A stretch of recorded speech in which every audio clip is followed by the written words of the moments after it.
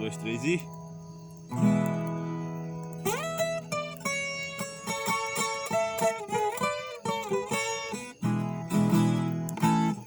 Mundo velho tá perdido, já não endireita mais. Os filhos de hoje em dia já não obedecem os pais. É o começo do fim, já estou vendo sinais. Metade da mocidade estão virando marginais. É um bando de serpente, os mocinhos vão na frente e as mocinhas vão atrás.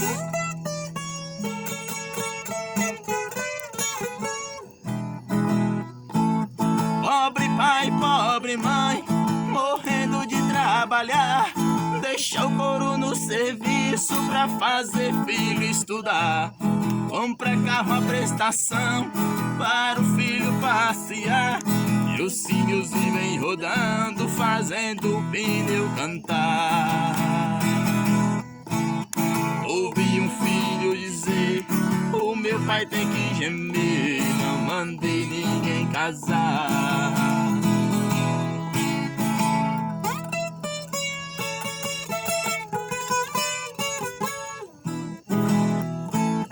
O filho parece rei, filha parece rainha. Eles que mandam na casa e ninguém tira a farinha. Manda a mãe calar a boca, coitada fica quietinha. O pai é um zero à esquerda, é um trem fora da linha. Cantando agora eu falo, terreiro que não tem galo, quem canta é frango e franguinha.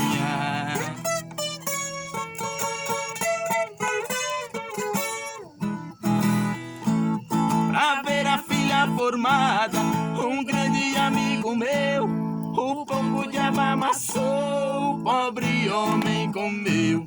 Quando a filha se formou, foi só desgosto que deu. Ela disse assim pro pai: quem vai embora sou eu. Pobre pai banhado em pranto, o seu desgosto foi tanto que o pobre velho morreu.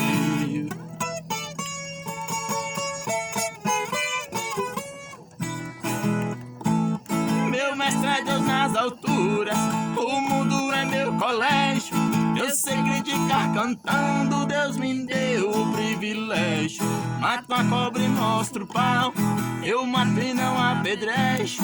Dragão de 7 cabeças também mato e não alejo. Estamos no fim do respeito, mundo velho não tem jeito. A vaca já foi pro brejo.